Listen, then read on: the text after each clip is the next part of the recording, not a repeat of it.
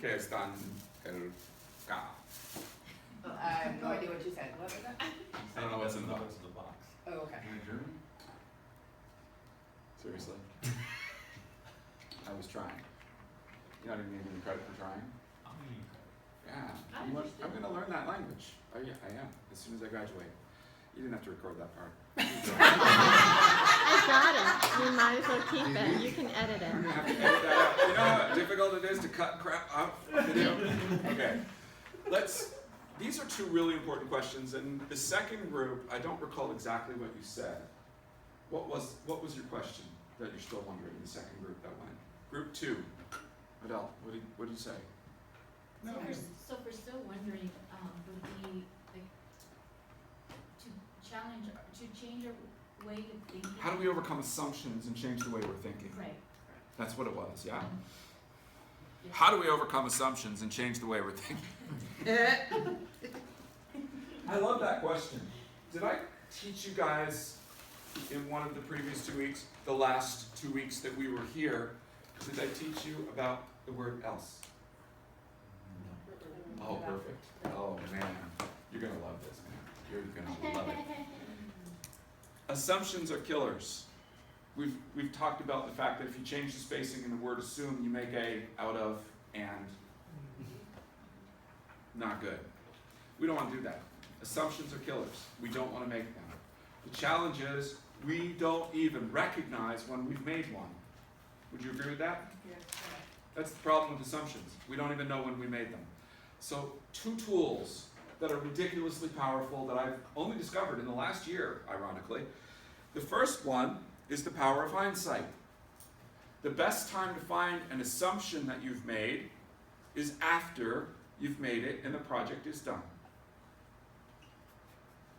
Now that sucks because that means you've got to make the mistake in order to find the mistake. Doesn't it? But interestingly, that leads us into this one because I'm going to come back to that point. In order to find a mistake, you got to make it in many cases. The challenge with assumptions is this. Our brain is so used to not having to think, to just react. It's got a recipe for everything, and it just thinks like this. It doesn't require any energy. Did I do the little exercise with you of the difference between the 2 systems in our brain? Mm-hmm. I did, right? The sky is raining blue. How much thinking did it require to say blue? Not much. None. Pepsi hits the Stores. Like what you saying. Pepsi in stores, you know, new delivery. Hey. Special delivery. How old are you? Oh, you grew up in Germany, that's why. And I don't mean to point you out in a negative way, it's just that is a ad spot for Pepsi that if you've been around in the United States for any length of time, it's just like a spot. Just like that. I'm just saying. So that might, I was trying to figure out how come she doesn't know. Well, if it was an American ad, then that would make perfect sense, wouldn't it? Now, the thing is, our brain has the ability to just fill in the gap because it's got a simple recipe for most things, and it's associative memory. Bam, fills it. The challenge is, guess what it does when you're making an assumption? The exact same thing. The assumption's automatic. You don't see it because you're so used to making it. It's so effortless, you don't even recognize. There's nothing in your brain that says, burning energy, pay attention. There's no signal to say, I'm making an assumption. That's the problem you're facing. Does that make sense? This is the English speaking section? I'm just saying.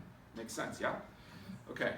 Or you're all up in your brain going, What? Yeah. sure, let me think that through. I don't feel a signal. What's he talking about? There's supposed to be like electricity passing through? Yeah, there is actually. Your brain is an electrical machine.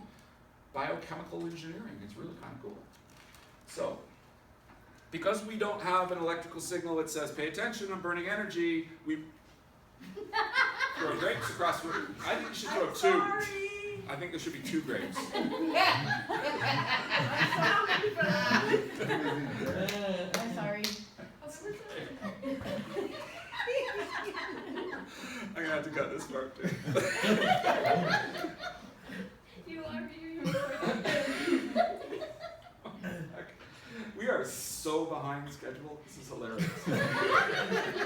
We almost, there was one time with this class, I'm like, would you guys be okay if we added a 5th day? Because I'm like way behind. But anyway, no. So our brain is so used to making decisions like that, the assumption is automatic. There's no energy loss. As a result, you make the assumption, you don't even recognize it. So the first tool, the power of hindsight. The way that we can become aware that we have made an assumption is after the project is done, you do an after action review and you ask, what happened? What went wrong? And then do the next most powerful question, why did it go wrong? What can I do to keep it from happening again? Is question number 3. That's the form out of an AAR. What happened? Why did it happen? What can I do to keep it from happening again? Now, if you think it's that simple, stay with me. Don't assume that it's that simple, because that why in the middle should be ringing bells with not group number 2, group number 1. How many times do you think I should ask that why question? Until I get to the group. If I'm there in 3, why would I ask again? Hello. But the point is that the middle question is a 5 why question. And what happens is the power of hindsight, when you have the ability to look back, because an assumption is going to trip you up, right? It trips you up. So what happens is that when you do the AAR, you can uncover the assumption in hindsight. And then the next time you go to do a project, you can be on alert for that assumption to be, when it was made last time, it will be made again this time, only now you're aware that you might make it, and you can stop yourself from making it. Does that make sense? You've got to do an after-action review on every project you do, because you will make mistakes. In fact, I would implore you, every time you make a mistake, do an AAR. Even a simple one in your mind. Try and get to the point where you understand the root cause. And if you find an assumption, create a little mental checklist. Okay, I need to be wary of this assumption in these kinds of circumstances. If you do that, you will fall victim to your assumptions far less often, because that automatic thinking process that you're operating from is natural. We don't even see it. We don't know that we're doing it. So assumptions are going to keep happening until you uncover them. Hindsight bias, number 1 way to uncover an assumption. A slightly more complex way relates to that same model of fast versus slow thinking. And it's the power of else. What I encourage you to do whenever you're thinking through a problem, setting up how am I going to attack this issue, rather than going forward the way that we do, what I want you to do is stop, put the brakes on, and ask, how else could I look at this problem? And here's the thing, guys. The automatic thinking process in your brain has one answer for you. One answer for you. The minute you ask, how else could I look at this problem, you have just asked for 2 answers. And the minute you ask for a second answer, the number 2, the second one, the minute you ask for the second answer, you've turned on the deliberate thinking process in your brain, and assumptions become less likely, because the deliberate part of our brain doesn't make the same mistakes that the automatic part does. Especially if you come to one of my classes and learn how to do problem solving correctly, because now you've got a process to follow rather than just haphazardly guessing.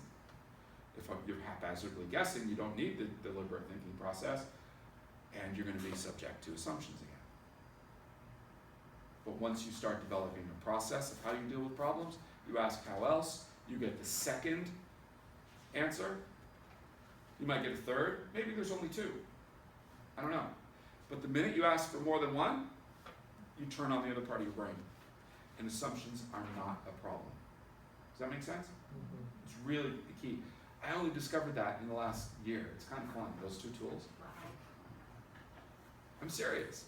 I mean, I've been doing this my whole career, and I just finally figured those 2 out. I mean, I love it. So, the power of else and the power of hindsight. I'm going to have to write a book on that. That'd be fun. Problem solving. Free books for us, right? Since we have to. I think I still. Paula, do I do free? Sorry? Do I do free? Carl? No. No, thank you. But we're using your concept. Okay. The next one. How do we know, or when we know we're going to fail, at what point does it make sense to stop and start over, or to stop and reload, or do we just go through to failure? I love that question. I think that's a really important question. So let's dig into why would we want to run to failure in the first place? What would cause that? What do you think? Time constraint? Sorry? Time constraint? A time constraint. Well, there are always time constraints. So I'm not sure, we feel pressure because of the time. Right. So we might then make the decision to go forward anyway because we don't have time to do it over again. I think. Is that where you're going? But we're doing we can't talk. Maybe you wanna see what's the problem Yeah. of failing, what, if they really failed, what was it that caused it to fail? Or, Well, I have a simpler solution. I want to run this by you and see what you think of it. I think we just keep going because we're actually afraid of the failure that's about to occur, even when we see it coming. What do you think? we're afraid to fail, we just don't move forward, because we see us failing. Then you get handcuffed by failure and fear. That's not everybody. But I think that is a significant reason why we run to failure anyway. Even though we know, we can see that it's going to fail. We still go all the way. There's a really powerful book that I read by John Maxwell called Fail Forward. And part of the argument that John makes in this book, I particularly love. If you're going to fail, fail forward, fail quickly, and fail early. And hopefully fail small. Because you don't want to lose a customer when you make a mistake. But having to rerun an order is less catastrophic than losing a customer. Having to repackage a box is less catastrophic than having to rerun an order. You know what I mean? The smaller the failure, the better. The faster you make it, the better. But here's the key. It doesn't matter whether you fail if you don't learn from it. In fact, it's probably dangerous to fail if you don't have a plan to learn from it. Failing faster and more often is the right path. And less seriously. Less serious, more often, and faster is the right path. But it demands that you have a plan to learn from it. If you have no plan on how to learn from mistakes or failures, don't fail. But doesn't that sound kind of stupid? Who's perfect in here? Nobody. Which of your business processes are perfect? Which of your companies are perfect? So not failing sounds like a really stupid plan. We are all going to make mistakes. We're all going to have failures, depending on how you define those two words. So the key is fail small, fail often, fail quickly. And if you do, absolutely be, just ruthless about learning from it. That's the answer, I think, to this. As soon as you see it's going to fail, knock it over and start over, but make sure you've learned why you made the mistake in the first place. Fail fast. Because the one thing I didn't tell you, because nobody asked, is that if you've knocked it over the second time, I'd let you build it back up and start again within the 10 minutes. Because the truth is, you should be able to get down to 4 minutes. You have time to do it 2.5 times within 10 minutes. It's really doesn't take that long. It's 90 seconds of value, that exercise. A group can't do it in 90 seconds, but I can.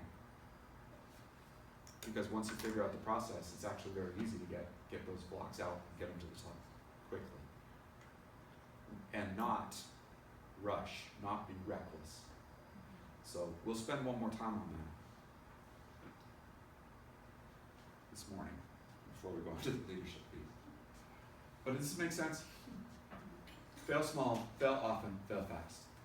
But only if you have a plan to learn. If you don't have a plan to learn, you're on a path to a really big failure. I guarantee it.